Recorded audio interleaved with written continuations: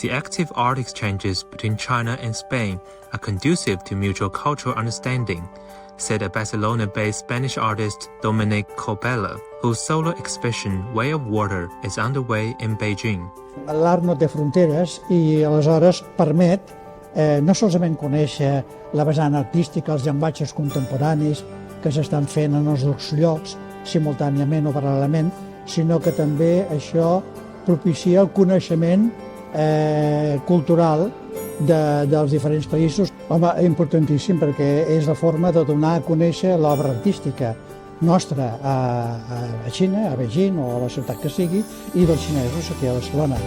La comunicació entre artistes és fonamental perquè és més fàcil entendre'ns, comunicar-nos entre artistes que no a través de crítics o de comissaris. Coppola also highlighted the importance of academic exchange between China and Spain as a way of strengthening cultural links. Que bastants estudiants xinesos vinguin a fer aquí màsters i doctorats. Aleshores, això els ha obert les portes a nivell laboral i a nivell professional.